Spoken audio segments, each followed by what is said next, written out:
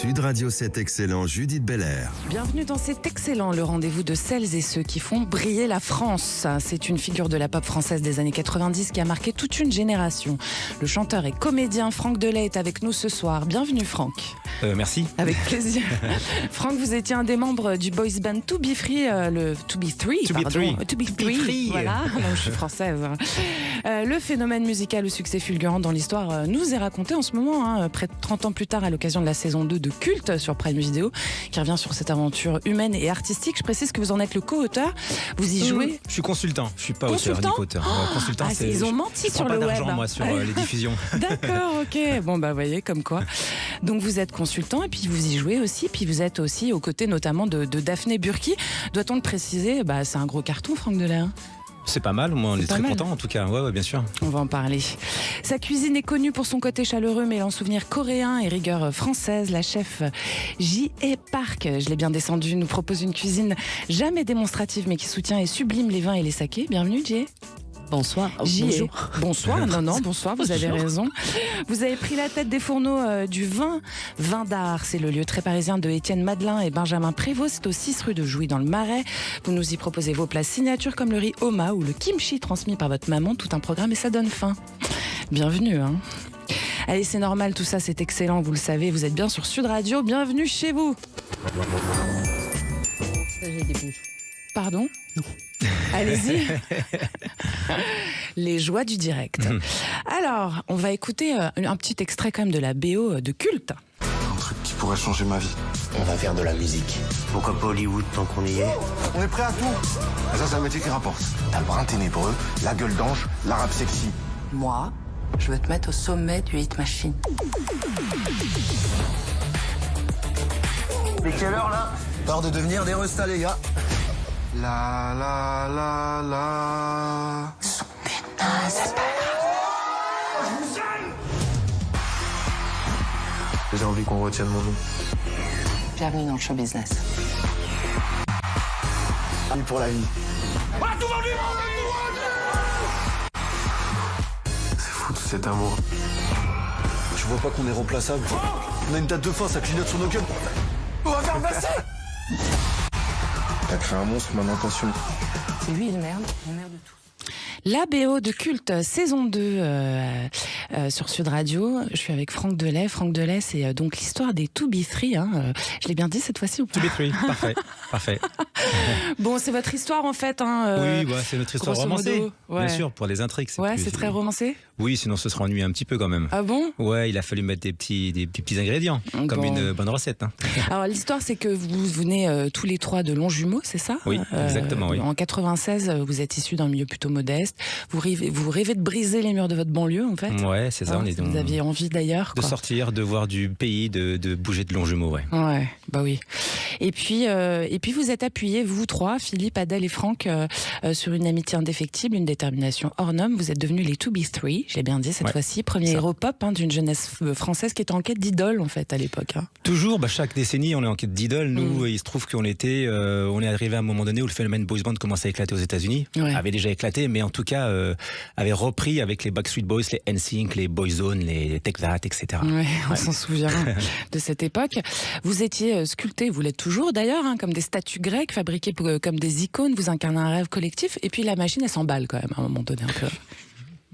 Le succès est venu très rapidement, même si quelque part on a travaillé pour ça. C'est-à-dire que les gens ne savent pas, certains savent que derrière tout ça il y avait quand même du travail, et beaucoup de travail. On a commencé très tôt à faire du hip-hop. En fait, c'est ce qui nous a dévoilé au grand public. C'est aussi nos acrobaties, c'est aussi notre visuel qu'on a travaillé très tôt. Donc on était prêts en fait quand au moment donné on nous a proposé d'intégrer une maison de disques et de faire des albums. Et alors comment ça s'est passé? Vous êtes allé chercher ou on est venu vous chercher?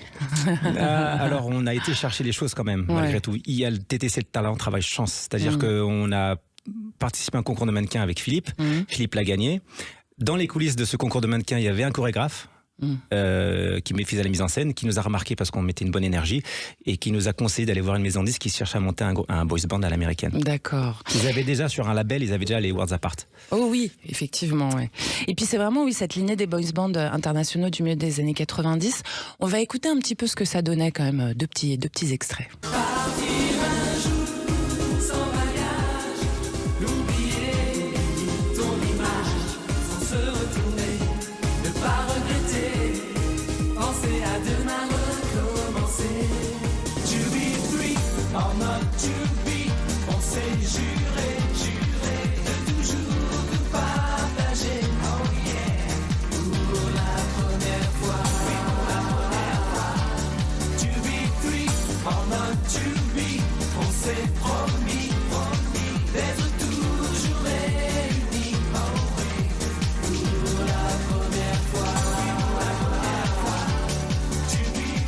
Les To Be Three sur Sud Radio, on parle de 2 titres là, Partir un jour et puis To Be Three justement. C'est les deux sont sortis sur le même album. Hein. Ouais. Exactement, le premier album. Ouais. C'est des titres très emblématiques effectivement et votre succès il va arriver très vite dès la sortie de Partir un jour qui je crois est sorti juste avant en 96. C'est le premier titre qui est sorti. Septembre 96, dès qu'il y a eu une image, dès que le clip a été en fait balancé, on a fait puis plein d'émissions. Exposition massive et tout, ce qui était dingue à l'époque en fait. Il y en avait très peu des groupes en lumière comme ça finalement.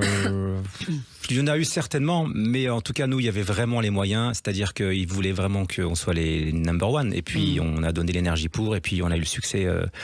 On a été le chercher, on l'a provoqué. On a fait du buzz à cette époque-là. Ça s'appelait pas encore du buzz, mais en tout cas, on a été chercher l'énergie.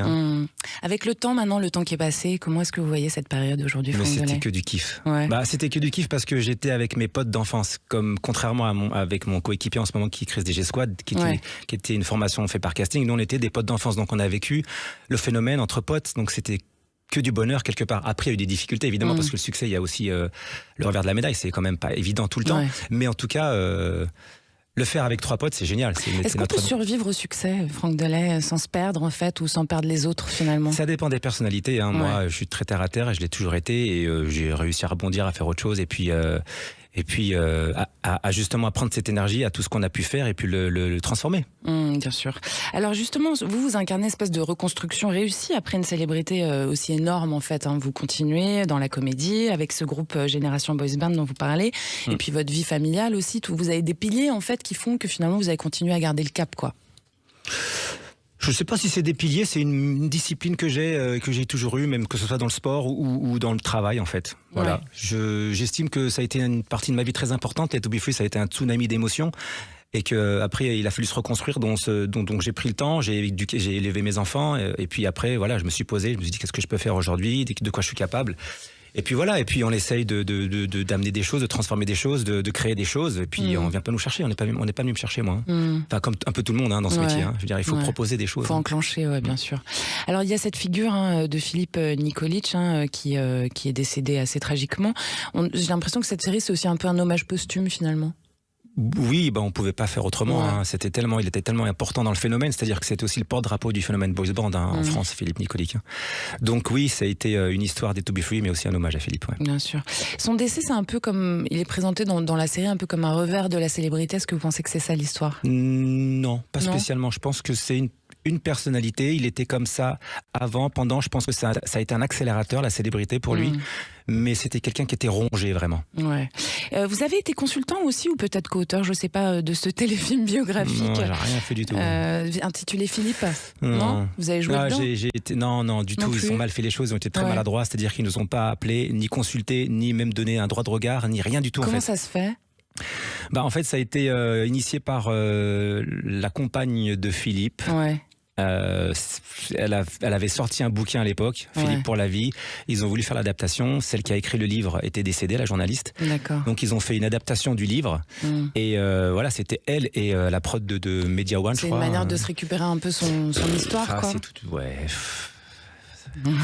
ouais, j'ai rien à dire parce que je l'ai même pas regardé ce téléfilm. C'était tellement fait rapidement en fait. Je pense qu'ils ont utilisé la force des médias de tout ce qui se passait autour du biopic pour justement faire un téléfilm sur Philippe. Voilà, ils l'ont fait assez rapidement. Ça a été fait en 3 mois, je crois. L'écriture, le tournage et puis le montage et puis après la sortie, ça a été 3-4 mois quoi. Ouais. Nous on a mis 3 ans à faire la série. Ouais, comme quoi. Le travail vite fait, c'est pas toujours une bonne chose. Non, donc j'ai pas regardé, puis j'ai pas eu des bons retours, donc je vais même pas la regarder. D'accord. Alors, J et Park, je rappelle que vous êtes chef coréenne. Alors vous, pendant les années 90, vous étiez encore en Corée, je crois. Vous veniez d'arriver ici ?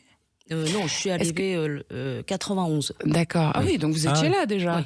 Donc cette pop culture des années 90, vous l'avez vu en fait évoluer en arrivant en France. Vous avez vu les To Be Three ? Vous les avez suivis plutôt ? Vous les avez suivis ? Oui. Ouais.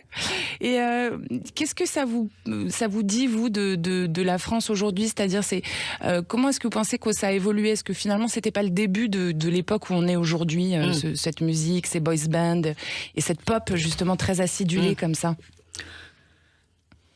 Vous savez, le K-pop. Ouais, c'est très fort en Corée. Ouais, c'est carrément. Ça fait penser à la C'est K-pop, mondial maintenant, ouais. alors qu'avant c'était plus recentré dans Ouais. les pays Tout asiatiques. seul ou single. Maintenant, il y a beaucoup de. Donc 3 c'est une ou musique 7. qui correspond un petit peu à la K-pop coréenne, quoi. Oui. Ouais, et ça cartonne effectivement à l'international. Oui. Finalement, peut-être que vous avez un peu inspiré la K-pop ou certains groupes d'aujourd'hui qu'on entend avec des sons très C'est-à-dire que nous, gays on comme se ça, quoi. revendiquait vraiment pote d'enfance. Ouais. Alors évidemment qu'il y avait toute une stratégie derrière, il y avait du marketing, mais on n'était pas interchangeables, nous, par exemple. Ouais. Je sais que les K-pop, ils sont interchangeables. Il y en a un qui va pas, on en change, et puis on met que c'est vraiment, pour le coup. C'est un groupe, enfin c'est un pas des casting, vrais quoi. C'est un groupes, quoi. casting, quoi. Ouais. C'est un film à chaque fois, le truc. Alors que vous étiez vraiment Nous, on proches. était 3 potes de jumeaux, voilà. Ouais. On voulait pas de 4e, enfin c'était tous les 3 ou personne, voilà. Il n'y avait pas de remplaçant, il n'y avait pas tout ça. Et comment vous la regardez, vous, cette pop culture, justement, des années 90? Ma fille, elle aime bien, c'est sympa, franchement. Ouais, elle ils ont écoute. de bons refrains, ils chantent super bien, ils sont plutôt beaux, ils dansent bien. Non, c'est un beau visuel, moi Parler j'aime de la bien. K-pop. Ouais, Et moi, cette j'aime pop bien. culture, justement, vous, que vous avez représentée dans les années 90, vous la voyez comment d'aujourd'hui, là? C'est plus difficile de s'identifier parce qu'il y a vraiment beaucoup de points d'écoute. Enfin, ça part dans tous les sens aujourd'hui. Ouais. C'est-à-dire que moi, aujourd'hui, la musique, je l'écoute en streaming comme tout le monde, mais je l'écoute la musique des années 90 beaucoup quand même, avec laquelle j'ai grandi. On a tous cette tendance-là. Mais aujourd'hui, ouais. ça part dans tous les sens. T'as 140 000 chansons par jour qui sont sur Spotify. Ouais. C'est difficile de sortir faire avec son ça. choix. Ouais, c'est difficile. C'est vrai. Trop de choix, tu le choix. Allez, le dimanche à 19h, vous l'aurez compris, on se repose pas, on s'inspire sur Sud Radio, c'est excellent. On vous retrouve tout de suite avec le comédien et chanteur Franck Delay et la chef coréenne J.E. Park. À tout de suite. Sud Radio, c'est excellent. Judith Belair. Merci d'être avec nous sur Sud Radio. Vous avez du goût, c'est excellent. Ce soir, le comédien et chanteur Franck Delay est avec nous à l'affiche de la saison 2 de Culte sur Prime Video, série dont il est consultant également. Et puis à ses côtés, J.E. Park, chef à la tête des cuisines de Vin d'Art. C'est une adresse emblématique du Marais à Paris où se rencontrent cuisine sensible. J'allais faire un joli lapsus. Vin nature et esprit d'auteur. Bienvenue si vous nous rejoignez. Alors, J.E. Park, Vin d'Art, c'est quand même toute une histoire. Plus qu'un simple bar à vin, j'ai envie de dire que c'est un bistrot d'auteur, quoi. Oui. C'est ça. C'est pour ça que vous avez eu envie d'y aller aussi. Oui. Parce que vous êtes une auteure, en fait, de la cuisine. Oui, on va dire ça. Oui. Oui. Alors l'histoire, c'est quand même que ces deux amis qui ont repris Étienne Madelin et Benjamin Prévost, qui ont repris ce restaurant, qui ont racheté votre ancien restaurant aussi. Le premier. Donc c'est une histoire d'amitié. Oui. D'accord. Et alors la cuisine française, elle y dialogue avec des influences coréennes et vous êtes au service des vins satures et du saké. On a envie de savoir un peu plus ce que ça veut dire. Votre cuisine française qui dialogue avec des influences coréennes. Qu'est-ce que vous faites au restaurant comme cuisine ? C'est la cuisine modernité et tradition. Et que donc c'est la cuisine fusion. D'accord. Ouais. D'accord. Donc avec le vin vivant. Ouais. Et de saké, ça marche très bien. D'accord. Et Ouais. c'est quoi votre cuisine fusion ? Qu'est-ce que ça veut dire chez vous ? Vous prenez des plats typiques français que vous refaites ? Un petit touche de coréen. Mhm. Donc ça. Alors c'est comment la touche coréenne dans vos plats par exemple ? Piment par exemple. Ouais. Et des choses de fermentation. Mhm. Et puis fromage avec d'autres ingrédients que qu'on utilise en Corée. Donc du sucré salé, beaucoup de mélanges comme Non, ça ? pas forcément. Tellement Pas forcément. Alors donc Non. le fromage, avec quoi vous allez le présenter par exemple ? On a envie de savoir un petit peu vos goûts. Kimchi par exemple. Alors allez-y, expliquez-moi ce que c'est le kimchi parce que moi je sais pas. Oui, kimchi c'est un chou. Oui. Chou chinois Ouais. qu'on mélange avec beaucoup d'épices, D'accord. de piment, gingembre, l'ail, les crevettes fermentées et que parce que kimchi en fait c'est toute un culture chez nous. C'est comme le pain Ouais. qu'on mange chez nous. D'accord. C'est un accompagnement qu'on mange chaque repas D'accord. et puis c'est très sain. Ouais. C'est vivant parce que c'est probiotique naturel. Ça vous vient de votre maman, le kimchi ? Non, c'est Traditionnel. non. Hein. Très traditionnel. Oui, moi, D'accord. si je peux me permettre, je suis parti en Allez-y, Corée Franck. du Sud l'année Vous dernière. allez peut-être nous éclairer un peu, ouais. J'ai été faire une émission de télé en Corée du Sud et du coup, on a vécu dans un temple Shaolin pendant Waouh. 10 jours. Ah ouais. Et du coup, on a mangé coréen tous les jours. D'accord. Donc vous J'ai avez perdu mangé 4 beaucoup de kilos parce qu'il kimchi. n'y avait pas beaucoup de protéines. Non. Mais Et ça sinon, vous on a déplu ou ça vous a Non, plus- ça m'a déplu. Bah ouais, on était. Faut perdre en masse quand même. On faisait 4 entraînements par jour d'entraînement Shaolin. Ouais. Et on était adeptes de la cuisine coréenne. On a fait que ça D'accord. et c'était mortel. Enfin, Et moi, c'est j'ai quoi le décou- goût du kimchi alors? Ah, c'est épicé, hein. Ouais. C'est un peu. Nous, c'était un peu rougeâtre et c'est comme une sorte c'est comme un légume en fait. Mhm. Et il y en avait à tous les plats, dans toutes les assiettes. Comme du pain, quoi. Non, comme pas. elle dit. C'est Non plus comme un accompagnement. Enfin, c'était D'accord. plus comme un légume. Enfin, Moonju, on l'a vu comme ça en tout cas, parce qu'il y a Ouais. plein de choses dans un plat coréen. Ouais. Et c'est à toi de faire ton mélange. D'accord. Mais oui, je me rappelle très bien. Mm. Il y a le riz Oma qui est aussi le nom de votre ancien restaurant. Alors racontez-nous le riz Oma. Alors, le ryoma, en fait, pour moi, ce plat que tous les mamans coréens qui préparent, D'accord. tous les mamans coréens qui préparent, mais différentes façons. D'accord. Chaque maison, on a Sa manière. sa Une manière. recette. Ouais. Et moi, je compare avec toujours coquillettes de jambon.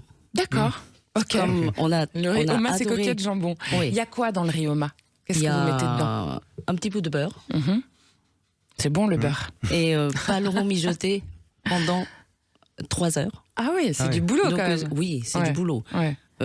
Et puis tout est filoché, Ok. la viande, avec un peu d'algues Ouais. torréfiées, Ok. sésame, Ça donne cébettes, faim quand même. oui. Hein. Ouais. C'est un plat, tout le monde adore. Tout le monde. D'accord. Ah, ok. Comme coquillettes de jambon. Ouais. Voilà. Ouais. Un plat familial. C'est ouais. le plat familial de la Oui. Corée. Et alors, la cave du vin Vindar, elle a quand même plus de 150 références. Hein. Ouais, on a beaucoup de. C'est une chasse au trésor, c'est comme ça que vous la présentez? Oui, Oui. oui.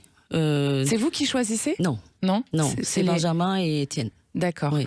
Et vous allez créer vos plats en fonction des alcools qu'ils proposent, en fait, c'est ça? Aussi, oui. D'accord. Alors, par exemple, si je vous demande de nous raconter un accord, un plat que vous allez assembler avec par exemple avec le saké, qu'est-ce qu'il y a de mieux? Je peux parler de l'oignon rôti sauce fromagère. Est-ce qu'il se mange bien avec un saké, celui-là, par exemple? Saké, oui, mais Oui. plutôt Jura, je pense. Plutôt un vin du Jura. Jura. Oui. D'accord. Et le tartare au gochujang. Gochujang. Oui. Pardon. Ouais, s'il te plaît, gochujang. Gochujang, Ok, non, mais c'est moi une- ce soir je vais pas y arriver sur les accents. C'est des pâtes pimentées Ouais. et qu'on met dans notre plat. D'accord. Et Ouais. ça c'est bien avec le saké, non? Le piment. Piment saké, oui, Ouais. ça matche bien. Donc ouais. piment saké, Piment c'est saké, mieux. c'est mieux. Le vin Ouais. c'est mieux avec le fromage, Mm. évidemment, la viande, Mm. etc. en général. Mm. Ok. Alors votre cuisine, en fait, elle est au service de l'alcool, du vin en question. Ça parle de convivialité, mais quand même c'est très important parce que vous racontez une histoire à chaque fois. Vous avez été architecte d'intérieur, Oui. j'y ai, Oui. avant d'être chef. Est-ce que le fait d'avoir été architecte, ça vous a influencé dans votre manière de faire la cuisine après? Pour moi, architecte intérieur, c'est mon parcours, c'est un peu atypique. Oui, clairement. Parce que architecte d'intérieur et la cuisine, je pense que c'est la même chose. D'accord. Pourquoi? Pour une assiette, il faut avoir un concept, Ouais. il faut préparer, donc préparation, Mhm. et après on réalise. C'est Concept, préparation, Et réalisation. réalisation. Bah, c'est un peu comme un album de musique, j'ai envie de dire. Concept, réalisation, ouais. Oui, on pourrait dire ça aussi. Finalement, j'ai envie de dire que quelle que soit l'expression, que ça soit une expression gustative comme dans la cuisine, que ça soit de l'architecte d'intérieur comme vous, ou qu'on fasse de la musique ou qu'on fasse de l'art même peut-être, finalement c'est toujours pareil. On réfléchit au concept avant de créer et de réaliser, quoi. C'est ça que vous Oui. dites. Et vous, c'est ce que ça vous a donné, ça vous a permis de créer des plats comme des concepts. J'y ai. oui, donc oui, c'est toujours au départ, on doit monter ce qu'on va réaliser sur une assiette. Ouais. Donc, et puis j'avais aussi besoin de faire manuellement, en Ouais. fait, on va dire Ouais. ça plutôt. Bien sûr. Oui. Finalement, pour revenir à ce lien qu'on peut trouver entre la cuisine ou la scène, par exemple, il y a cette transmission et cette réinvention permanente. Parce que quand on est chef, on a souvent du mal à parler de sa propre cuisine. Oui, est-ce qu'on n'a pas de mal à parler de sa propre cuisine quand on est en train de préparer un album aussi ? Puis on le transmet aussi de la même manière, on a un public quand on est chef, on rentre en scène aussi. Moi, je suis quelqu'un. Moi, j'écris pas vraiment déjà. Par contre, je suis dans l'écoute. C'est-à-dire quand on fait quelque chose, on me fait écouter. J'ai un goût pour des choses que j'entends, que j'aime ou que j'aime pas, donc je donne mon avis. Mais je suis pas auteur. En revanche, voilà, je dis ce qui me semble bien et ce qui me semble pas bien, jusqu'au moment où on réalise l'album. Et effectivement. Vous devez le voir quand même dans une globalité, j'imagine, l'album. Faut que ça soit un les sonorités, objet, quoi. en fait, il faut qu'il y ait un univers déjà. Donc, il faut qu'on parte sur une direction artistique. On a décidé par exemple, l'album Adolescent, on a décidé de faire beaucoup plus d'acoustique, de musique, de refaire les arrangements, de les faire plus modernes et à la fois moins 90, c'est-à-dire moins toum-toum, moins sur du beat, du BPM de 130. Donc, on a décidé de partir dans un univers un peu plus. Et ça, quand vous travaillez avec un réalisateur, vous allez lui dire j'ai envie d'aller plus vers là, exactement. etc. Et c'est lui qui va traduire en fait. On fait nos maquettes. On fait nos voix. On fait sur une sorte de maquette, un squelette de ce qu'on aimerait, et puis après on l'envoie à l'arrangeur. Et à ce moment-là, il nous fait des propositions. D'accord. Et finalement, vous, quand vous reprenez un restaurant, Étienne Madelin et Benjamin Prévost, donc ils ont repris ce restaurant qui était un bar à vin avant. Leur ambition, c'était de monter en gamme, mais sans perdre l'âme du lieu. Ils ont donc fait des travaux. Est-ce que vous avez participé au réagencement ? Est-ce que vous avez donné votre opinion ou pas du tout, j'y ai ? Oui, un peu, mais pas complètement. D'accord. Parce que j'étais en Grèce, j'ai pas pu participer le lieu quand il a commencé à faire le travaux. Bon, j'ai eu quand même pour la cuisine, pour l'agencement, là le four à gauche, à droite. D'accord. Oui. Vous avez quand même votre cuisine, il faut qu'elle oui. corresponde à ce que vous avez envie de faire ensuite, quoi. Eh bien voilà, c'est excellent, vous l'aurez compris, à 19h le dimanche, Sud Radio célèbre celles et ceux qui incarnent l'excellence. Ce soir, c'est excellent donc, accueille le chanteur et comédien Franck Delay et la chef J.E. Park. À tout de suite. Sud Radio 7 excellent, Judith Belair. Parce qu'il y a 1000 façons d'être excellent, mais une seule émission pour le raconter. C'est excellent sur Sud Radio. Franck Delay est avec nous. Il est à l'affiche de la saison 2 de la série Culte sur Prime Video. Et puis aussi la chef J.E. Park à la tête des cuisines du Vin d'Art. C'est à Paris, dans le Marais. Alors, Franck, justement, après la fin du groupe des To Be Three, vous avez continué. Vous avez fait le choix de la comédie, du théâtre, des séries. C'est pas venu tout de suite. Il y a eu une petite traversée quand même. Ouais. Où du coup, je me suis recentré. Qu'est-ce que vous avez fait après alors ? Je me suis recentré sur mes enfants, donc, que j'ai élevés jusqu'à 5-6 ans. Et à partir du moment où ils sont rentrés à l'école primaire, je me suis dit, qu'est-ce que je vais faire ? D'accord. Donc, je suis revenu à mes premiers amours qui étaient le coaching, le sport. Okay. Donc, voilà, j'ai coaché quelques personnes. Et puis, à côté de ça, j'ai pris des cours de théâtre et j'ai commencé à proposer des choses dans le théâtre. Ce qui m'était amené à rencontrer un auteur, un metteur en scène. J'ai fait une première pièce, une petite, dans un théâtre Essaillon à Paris, 100 places. Et puis. Ça a marché ? Moyen. Franchement moyen. Les gens ils se disaient mais qu'est-ce qu'il fait ? En plus c'était un rôle particulier. C'était quoi comme rôle ? J'étais un peu gay friendly du truc, c'est-à-dire que j'étais un peu la personne gay mais un peu efféminée quand même. D'accord. Je voulais aller complètement à contre-courant de ce que je pouvais faire en fait. C'était amusant de prendre des risques. Du coup vous avez forcé le trait, c'est ça un petit peu, ouais. Ok. Mais c'était très amusant. Du coup on m'a repéré, un auteur m'a repéré, m'a proposé une autre pièce. Il m'a proposé juste un synopsis de pièce que j'ai accepté. On a travaillé ensemble. On a fait des lectures dans des théâtres pour pouvoir trouver un producteur et même un théâtre. Et puis finalement, on s'est débrouillé à faire tout seul en fait, à produire la pièce, à tout faire tout seul. Et puis finalement, ça a été un succès puisqu'on l'a joué 1500 fois, captation sur France 2, des tournées, tout et tout. Donc comme quoi, il faut jamais lâcher l'affaire. J'ai envie de dire, il faut pas lâcher l'affaire, il faut se bagarrer. Il faut se bagarrer. Et puis non, mais quand on croit à un projet, il faut aller jusqu'au bout. C'est-à-dire que quand j'ai lu ça, je me suis dit c'est un truc de fou. C'est un peu comme c'est une évidence en fait. Voilà, c'est une évidence. Donc j'ai pris toutes mes épargnes, on a monté le truc et tout. Ah ouais. Ouais. Donc vous avez pris le risque en fait. Bah oui. Mais de toute façon, est-ce que c'est pas la seule manière de réussir aussi dans ce genre de métier, c'est de pas avoir peur de se jeter dans le vide, quoi.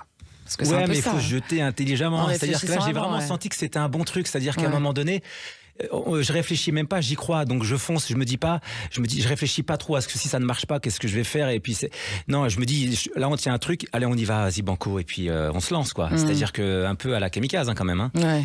Et puis voilà, on a fait une petite scène, et puis le bouche à oreille a très bien fonctionné. Et puis on a changé de théâtre, et puis voilà. Et ça, c'est après on a été reproduit par une plus grosse production, donc j'étais plus. Et puis ça a permis de montrer ce que vous saviez faire aussi finalement, Franck. C'était important de ça change pas. de Il faut montrer votre toujours palette. montrer ce qu'on sait faire tout le temps. Ouais. J'ai fait un truc, ça a été un succès, ok, next. Ouais. Je suis pas esclave C'est ni très de mes exigeant, échecs quoi. ni de mes succès. Il faut tout le temps reproposer des choses. Là, il y a le biopic et c'est super. On m'a dit ouais, c'est super.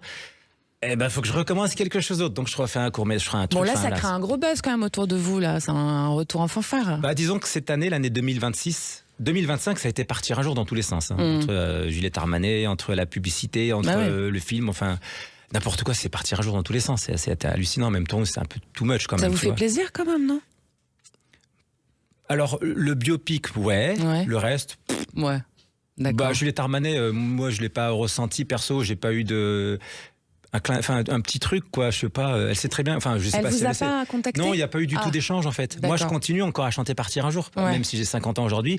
On nous demande, avec mon pote Chris, de faire des concerts quand même. Donc, j'ai envie encore ma vie de ça. Ouais, bien sûr. À côté de ça, je suis comédien, je fais plein de choses, mais je quitte pas mes premiers amours, quoi. Bah ça, c'est bien, on aime bien les gens qui sont fidèles. Vous, Jeanne, vous avez grandi en Corée avant de vous installer en France. Pourquoi est-ce que vous avez choisi la France? Je suis arrivée en France, en fait, moi je voulais partir aux États-Unis au départ. Parce qu'en Corée, on doit faire une étude 4 ans, université, et qu'on ne peut pas vraiment choisir le métier, ce qu'on a envie de faire. D'accord. Moi j'ai fait le droit et que je ne voyais pas l'avenir. Là-dedans. Du coup, voilà, j'avais 2 choix, enfin, de aller aux États-Unis ou en France. Il y a un art de vivre peut-être en France. Oui. Et puis, aux États-Unis, j'avais beaucoup de cousins, cousines qui habitaient là. Je voulais pas du tout. Donc en France. Vous vouliez être tranquille, quoi. Vous vouliez faire votre propre chemin, en fait. Hein, exactement. C'est ça. Et puis, pourquoi pas d'apprendre une autre langue qu'anglais. Et voilà, c'est pour ça. Et du coup, vous avez appris le français. Mais vous avez commencé votre métier d'architecte, décorateur en France, d'intérieur. En France, la France, à Paris. D'accord. Dans le 6e. Oui. Qui s'appelle Penningen. Ah, vous avez fait Penningen, on connaît bien l'école, Oui. Ok. Ouais. Et en sortant d'école, vous avez travaillé comme architecte d'intérieur? Pendant 15 ans. D'accord. Ah oui. Après. Et après, à côté, une passion la cuisine. Oui. Ah, c'est beau. Oui. Vous preniez des cours du soir de cuisine? Non. Quoi, non, j'avais fait beaucoup de dîners privés. Vous étiez autodidacte? Ah oui. Ouais, j'ai jamais appris. Complètement. Génial. Parce que quand on est passionné. Ah oui, mais ça suffit pas des fois. Oui, mais c'est pas suffisant. Moi, je suis un passionné de, je sais pas, de quelque chose que de je chant. ne connais. Ouais, mais je suis pas un super chanteur non plus. Prenez des cours de chant? Oui, mais j'excelle pas dans le chant. C'est-à-dire, je suis pas Céline Dion. C'est la passion. Après, j'ai d'autres, on va dire d'autres cordes à mon arc que le chant. Mais la cuisine, quand même, s'il y a des bases, je pense qu'il y a des bases qu'il faut connaître. Ça, c'est quand même familial chez vous, la cuisine, au départ. C'est votre maman, beaucoup, je reviens dessus. Non, pas du tout. Mais alors, pourquoi il y a ça dans votre... C'est pas ma mère. D'accord, c'est qui alors? C'est mon père. C'est votre père. C'est mon père. D'accord. Votre père était cuisinier? Non. À la maison. Non. À la maison. Non. C'est lui qui faisait à manger à la maison. Oui, à la maison. Ok. Mais il était on va y arriver. Une entreprise de publicité. D'accord. Et qu'il adorait manger. Il adorait cuisiner. Ok. De temps en temps, il m'emmenait dans un boui-boui pour aller 4 heures sur la route. Ah oui. Il m'attendait devant le bahut, il m'attendait, on allait manger. Juste 4 pour heures. manger dans ce truc-là. Petite boui-boui, dans le sud, on rentrait. En France toujours? Non, en Corée. Ok, pardon. Donc il refait le lendemain le plat qu'on a goûté. Lendemain. Ah ouais, comme ça. Au pif. Il a goûté, il sait sait ce qu'il y a dedans. Il était très doué, papa. Il adorait ça. Il adorait manger. Et vous faites pareil, si vous mangez un plat que vous aimez bien, vous le refaites tout de suite? Ça m'arrive. Ça m'arrive de faire. Oui. D'accord. Et est-ce que parfois vous changez la carte en fonction de votre humeur du matin ou du goût du plat? Bien sûr. Oui, c'est ce que je fais. Bambandar, le midi. C'est le plat du jour. Entrée plat dessert, 24 €. Et que Ok. je change le temps. tous les jours. Tous les jours. Ah, tous les génial, jours. d'accord. D'accord. Mais Et alors par vous prenez, allez-y, vous Franck. prenez la cuisine française On ne te l'ai fait et mon vous métier. rajoutez Voilà. des ingrédients coréens, enfin des trucs. C'est ça, c'est vraiment une fusion mais ça part d'une base française. La fusion food. Ah ouais, d'accord. Ah non, mais je fais de temps en temps. La coquillette en Des jambon coquillettes- avec Avec du dion, du. Quoi, tu tiens Oui, c'est ça. J'adore cette émission, moi, on s'éclate. Non, Qu'est-ce que- je regarde le frigo le matin. Ouais. Quand j'arrive au resto. Bah, je fais en fonction de ce qu'il y a. D'accord. Et c'est tout le temps bon. C'est.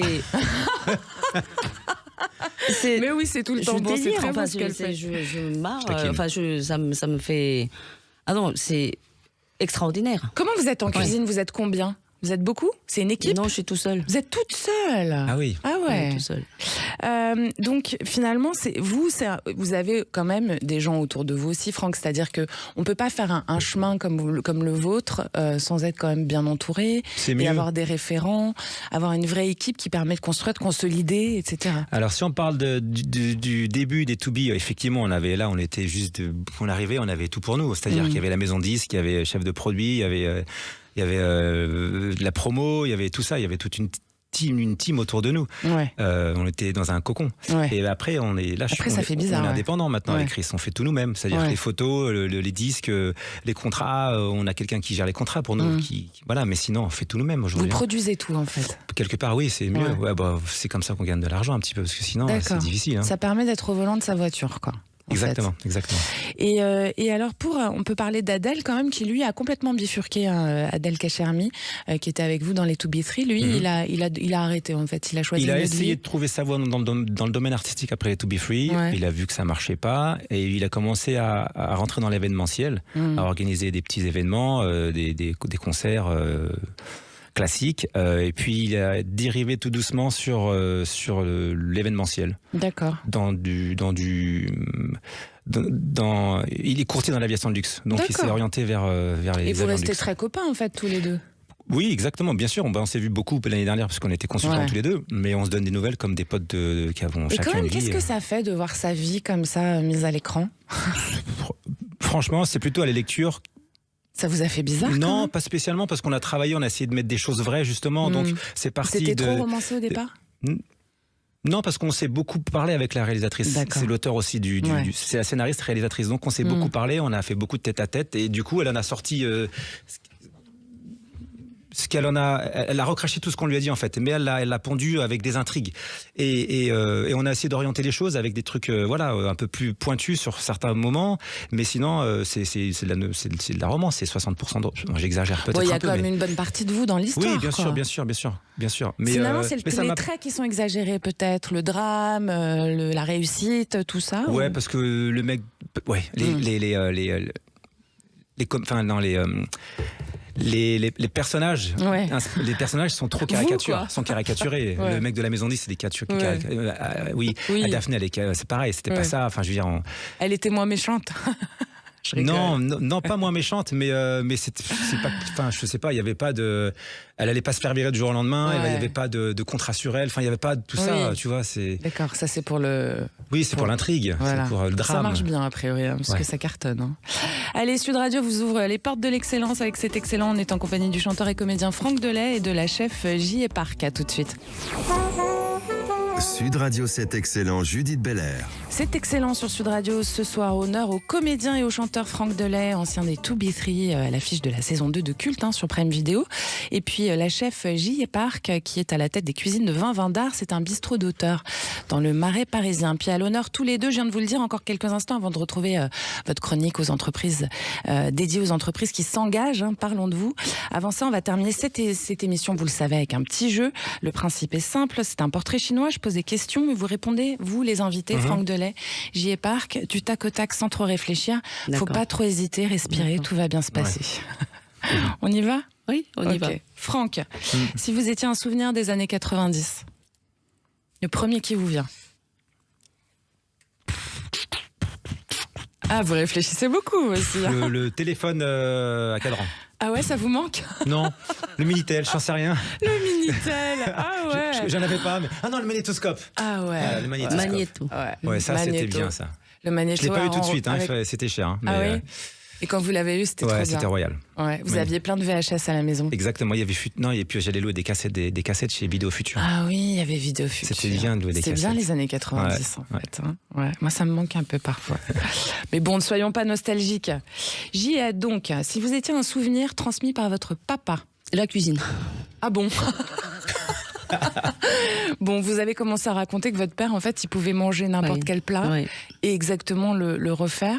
Et vous, la première fois que vous avez fait ça, vous vous en souvenez? Ah oui. Ouais. Ah oui. C'était C'est quoi le des plat choses que les jeunes ne mangent pas. D'accord. Des tripes. Ah Ouais. oui, oui. Des Ouais. choses que mon père m'a emmené dans un boui-boui et que je ne Ouais. voulais pas manger, mais j'adore. Ah oui. Ouais. Ouais. Mm. Ok.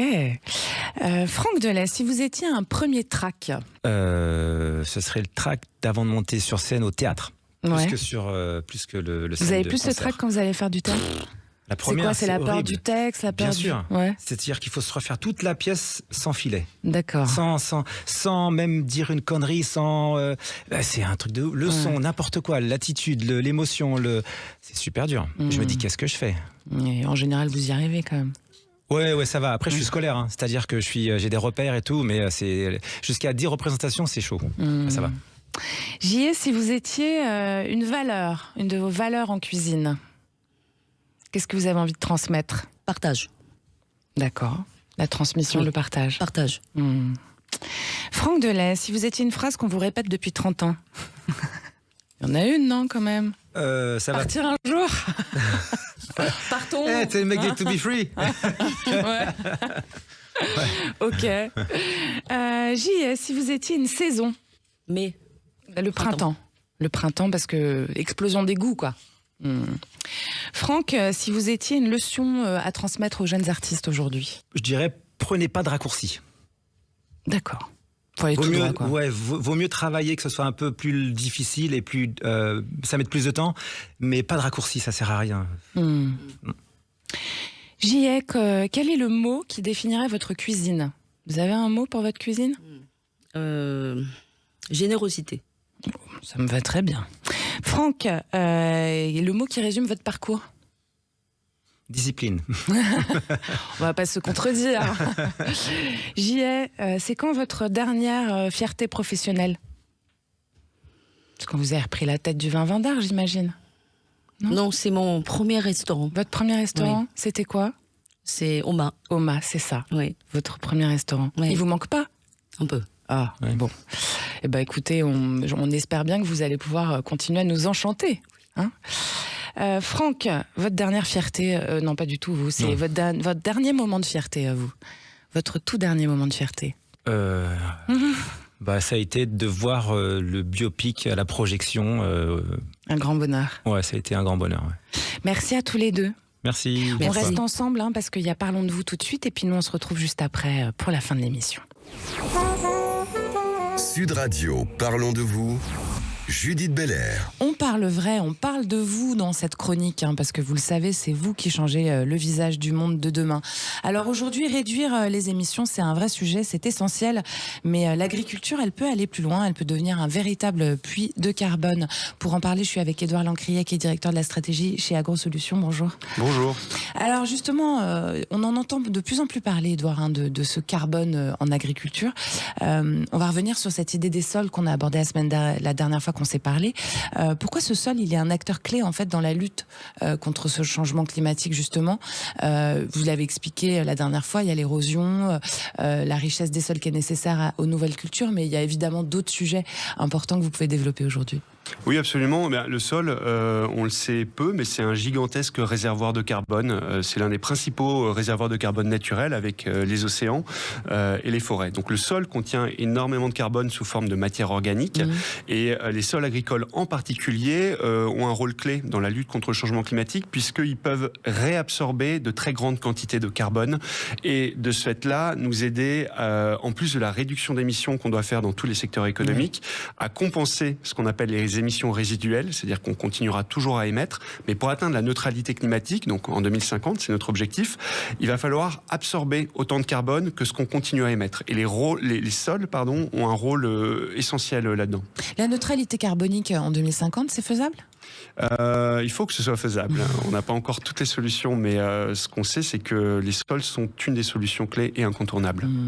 Alors, il y a aussi cette agriculture régénératrice qui est perçue comme un concept abstrait parfois par les gens. Qu'est-ce que ça va changer concrètement dans une exploitation ? Ce que ça va changer, c'est la manière de produire, mais aussi la manière de vendre. L'agriculture de régénération, c'est surtout des principes qui prennent en compte le fait que le sol est un écosystème vivant et que, comme tout vivant, il a la capacité de se régénérer. C'est pas nous qui le régénérons, c'est lui.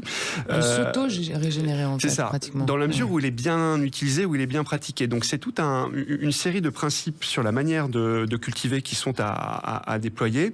Et pour ça, il y a des solutions agronomiques à apporter aux agriculteurs, mais il y a aussi des enjeux de modèles économiques à mettre en place. C'est pas parce qu'on a des cultures qui vont bien, des manières de cultiver, quand bien même on les maîtrise, que pour autant c'est économiquement rentable. Or, une ferme, c'est une entreprise. Elle doit être rentable. C'est pour ça que chez InVivo et AgroSolutions, on travaille sur différents leviers. Déjà sur des solutions agronomiques.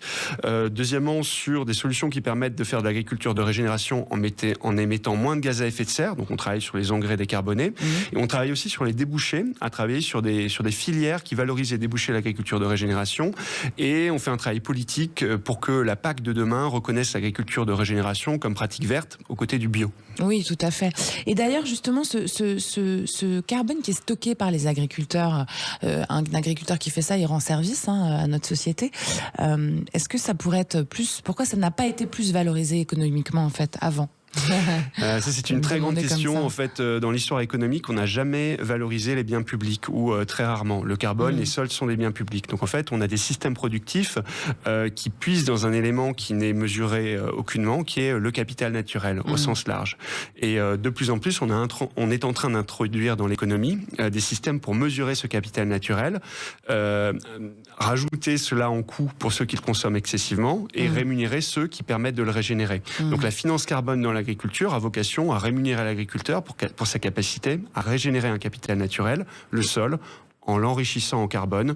C'est vraiment un cercle vertueux, quoi. C'est à lui, il prend plus d'argent et en plus il régénère nos sols. Enfin... Oui, s'il fonctionne, parce que pour le coup, le modèle économique reste quand même à construire. Alors ce marché carbone, ces paiements pour services environnementaux, ces contrats bas carbone, on est vraiment à un tournant économique en fait pour les exploitations agricoles, une nouvelle manière de fonctionner aujourd'hui. Alors je dirais pas qu'on est déjà à un tournant, on est plutôt en au train début de le préparer. d'une longue histoire dont on a posé les fondamentaux, mais qui reste à construire. Il y a quelques solutions ponctuelles qui permettent de monter des projets pilotes pour rémunérer les agriculteurs pour leur impact positif sur le climat. Mais si on veut passer ça à l'échelle, il y a beaucoup de choses à travailler. C'est au niveau européen et international qu'il faut le faire. Oui, bien sûr. Et alors ces nouveaux modèles, est-ce que vous pensez que ça peut régénérer la profession, j'ai envie de dire, parce que c'est vrai qu'on entend beaucoup parler des agriculteurs qui ont du mal à recéder au moment du départ à la retraite, qui ont peu de gens qui reprennent, de plus en plus de fermes qui ferment. Donc est-ce que justement ça pourrait attirer de nouveaux agriculteurs, ces nouveaux systèmes de rémunération qui permettraient une vraie résilience économique finalement? Alors ça fait partie des objectifs, c'est de créer des nouveaux canaux de valorisation de l'action de l'agriculteur, donc qui viendraient en plus de la rémunération pour la production alimentaire, qui est la principale source aujourd'hui. C'est de créer des canaux pour les rémunérer pour les productions d'énergie renouvelable, d'impact positif sur l'environnement, paiement pour services écosystémiques. C'est l'objectif. Encore une fois, il faut qu'on y arrive. C'est un énorme défi politique. Mais est-ce que vous pensez que ça peut déjà attirer des jeunes et que ça peut en tout cas ouvrir leur appétit, leur curiosité? Oui, je pense. En tout cas, quand on travaille avec les agriculteurs, on voit qu'il y a une forte appétence chez les jeunes on va dire que les jeunes agriculteurs vont être plus, volontaires pour rentrer dans une transition et prendre un risque sur le financement. Là où plus on avance en âge, moins l'agriculteur ira spontanément. Il le fera uniquement s'il est payé, voire largement payé pour le faire, ce qui peut tout à fait se comprendre. Merci beaucoup Édouard Lancrier. Je rappelle que vous êtes directeur de la stratégie chez AgroSolutions. C'était fort intéressant. C'était excellent. Merci beaucoup Franck Delay et J.E. Park d'être venus partager avec nous ce soir. Merci beaucoup. La série culte, le saison 2 sur les 2B3, c'est depuis octobre, c'est sur Prime Video. C'est 6 épisodes qu'on binge-watch, quoi. C'est ça, ça va vite. Ouais, ça va vite. C'est une des séries les plus regardées jusqu'au bout sur Prime. Voilà. Mais ça fait vraiment du bien de voir ça et puis de se replonger un petit peu dans cette époque-là. Voilà. Écoutez, je conseille votre restaurant fortement, le Vin d'Art. Avec plaisir. C'est dans le Marais à Paris. L'adresse exacte, je vais vous la dire tout de suite. Allez-y. 16 rue de Jouy. Merci Oui. beaucoup. Allez, c'était excellent sur Sud Radio. On se retrouve dimanche prochain à 19h, sans oublier tous les samedis à 13h30 pour Parlons Femmes. Merci à Julien à la réalisation ce dimanche et bisous, comme toujours, c'était excellent. Bye bye.